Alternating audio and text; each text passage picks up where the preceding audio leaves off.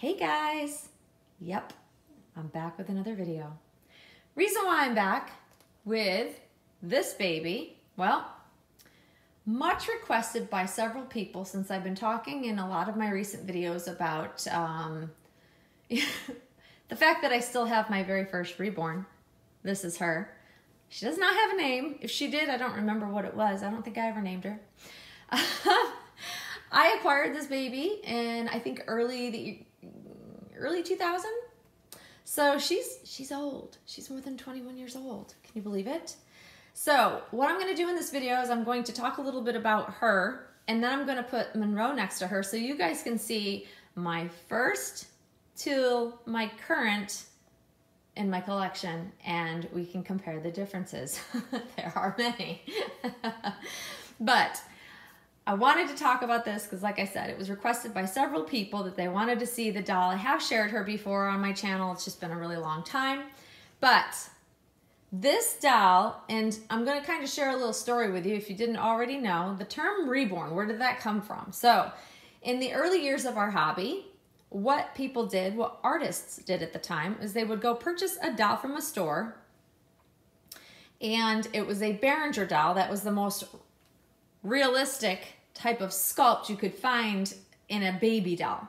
And what they would do is they would bring the doll home from the packaged, you know, typical factory painted doll, strip it, and do what they do and reborn it. That's how Reborn got its name, because they were technically bringing it to life again, but in a more realistic, more lifelike way, and putting their artistic stamp on it, so to speak.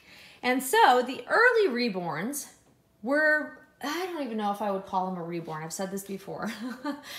So they were essentially a little bit of blushing added to them. They may have changed out the eyes, although I think these are the original eyes, which are blue and kind of sparkly, dolly-like eyes. And they glued a wig on their heads and put the early dolls literally had like a bag of flour in them. This one happens to have like an extra large bag of flour. So the bag is literally the body, the bag of flour. It's like rock hard. There's no squishing to it, but it's heavy. She's about 10 pounds, maybe a little bit more with the stuffing. And the limbs are a quarter-length limbs on a soft legs and arms. So here's where the legs begin, the vinyl, and then it's cloth all the way up, and then vinyl to here, cloth all the way up, and then the vinyl head. So that was what it really consisted of. And yes, I noticed that like the artists at the time would tip the nails and make them glossy, maybe make the lips a little glossier, maybe paint the lips, but that was the extent of what they did back then. And this is a rather large doll, so she's really long. She's about 23 inches long and very floppy in the fact that her arms will flop all over the place because they can swivel. They can pretty much move about, except there's no bendability to her body. It is literally, it's a bag of flour. That's how they weighted them early on. And she has an applied wig. So underneath you can see like the original like painted hair. So she has a little wig, and you can see she's got a couple of rub spots. And I'm not really sure what those are from. You can barely see them actually in the video, but she does. She has like a blue nose. They look like rub spots, and it's probably because she was face down on something or against something where I store her. I don't know. But the fact that she's as old as she is and she's still intact is kind of a feat in itself. And that's what an early Reborn looked like. That's circa year 2000. And it's very basic. But at the time, never seeing anything better than that, that was intriguing to me. I spent $100 on this doll. I was floored that I actually spent $100 on this doll, and when it arrived, excuse me, I was like, oh, the pictures looked much nicer than the doll itself, which let's face it still happens. But yeah, that's my first Reborn, guys. No named Reborn, she's just a Reborn. And now I'm going to pull little Miss Monroe out of her stroller. And I'm going to put her down here so you guys can see my current little baby collection.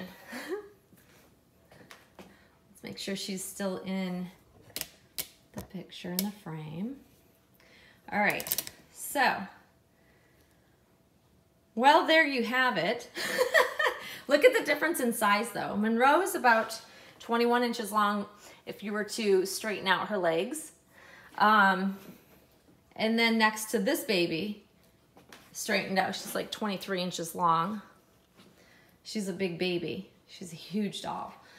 And what are the differences, guys? It's kind of wonky because of the lighting in here. I'm trying to do it with natural lighting. It's very difficult to do it properly.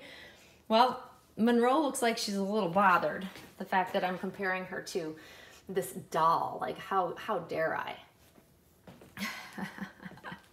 It's kind of funny, actually. I actually get a kick out of the fact that, you know, this is what I started out with, and this is where I'm at currently.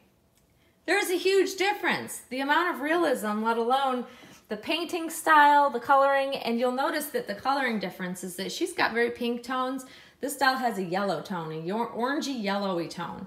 And that's what a lot of the early dolls kind of were, because they were the initial vinyl plastic dolls that were made in a factory that had that yellow tone that all dolls still have. Most of them have like this orangey yellow tone to them versus, you know, I guess that's what they call flesh color. Unless it's not a Caucasian doll, and then it has more brown tones, of course. But the difference is, well, a lot. There's a ton of difference here. But how interesting, guys. Like, it just cracks me up to see them side by side. It really does. Like, this baby is just so ultra realistic, and she looks quite offended right now. She's, you know, frowning. She's not happy that she's even in the same frame as this doll. But how amazing is it to see the evolution? And I did a comparison, I think, of this doll to one of my Romy Stridham dolls a few years back as well, and everybody thought it was quite comical. So if you're watching this, we can all get a good chuckle again, because it is really interesting. It's a huge difference. The painting and artistry has come so far, and you think about it, 20 years in an evolution of a hobby.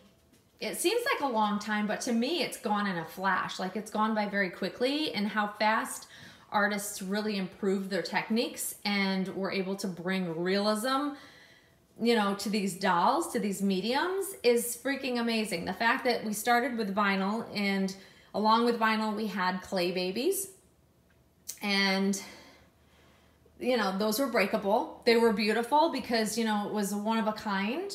But clay is very delicate, and shipping them from, you know, mommy to mommy really was just very difficult. We had a lot of losses in the sense of those dolls being ruined just simply because we shipped them. And so, you know, clay has become less popular because of that reason. And then let's fast forward, and now we're into silicone as well. So we're continuing the Reborn vinyls. Those have gotten better with time, of course, because now we produce actual sculpts by artists, whereas before we were taking a baby doll from the store and painting it and adding hair and doing all the things to make it look like a living baby. Now we have actual sculpts. We have live molds, like, or live cast, I'm sorry, for hands and feet for some, and now we have, you know, the 3D printing, so to speak, of the Reborns. And so the realism in the sculpting itself, because the sculpt is not realistic at all. It's not in proportion. The head is small for the body. The hands are tiny, and they literally are like this. I think is generally, yeah, it's like the most basic style of, you know, hand postures. And so now we have total amazing options for all the different style dolls. You want bent arms, straight arms, you want bent legs, straight legs, do you want open fist, closed fist, like you name it. Every facial expression out there is been created for artists to bring alive, you know. So it's just, to me, it's amazing to see how far this hobby has come. For many, You guys didn't know that this existed. You didn't know that this is where the hobby started out. You know, so to see the evolution for me is always really fun. And it's fun to share it with you guys so that you all can see, you know, where my collection started and where it has now currently landed. And look at Monroe. She really looks pissed. I have to say that's how the expression looks to me when I'm looking in the camera. But ultimately, guys, realism is the goal. And, you know, we've just come leaps and bounds to get there to that. And I can only imagine in the next, you know, future 10, 20 years out from now, what those dolls will look like. Because at the time, I couldn't imagine this getting better and better. I mean, I sort of could, but, you know, at the time it was what it was. And now I look at Monroe and I'm like, how could it possibly be any more real than that? But I'm sure that will happen because it's evolution of artists' techniques getting better and better. Every time an artist, you know, comes out with a new sculpt, a new addition, a new style of painting, the realism blows our minds. And then we're like, oh my gosh, I thought I couldn't be surprised and I couldn't be wowed. And then it happens and we're all like, oh my gosh, I can't imagine liking anything different from that. So to me, it's very interesting. I love it. I love that artists are continuing to do more and more to grow and refine their techniques and bring more realism to us, the collectors. We're very fortunate that we have such an array of amazing, talented artists out there that can do that for us. So there it is, guys. First, current. I gotta know your thoughts. Please do share your feedback and your thoughts on seeing them both. What you think of my first Reborn, and be kind. I know she's an ugly little duckling. Only a baby a mommy could love like her own mommy could love, and that's why I've kept her. I will keep her forever. She's not going anywhere. I don't share her often because, like I said, I keep her wrapped and stored away and bring her out on occasion if I want to compare because it's fun. So there you go, guys. There's my comparison. Let me know your thoughts. Hopefully you're enjoying some different kind of content I'm putting out. Don't forget to like and subscribe if you do like the videos because I certainly want you to come back and visit. And that's it for me, guys. Enjoy the rest of your day and we will see you all soon. Thanks for watching, guys. Bye-bye.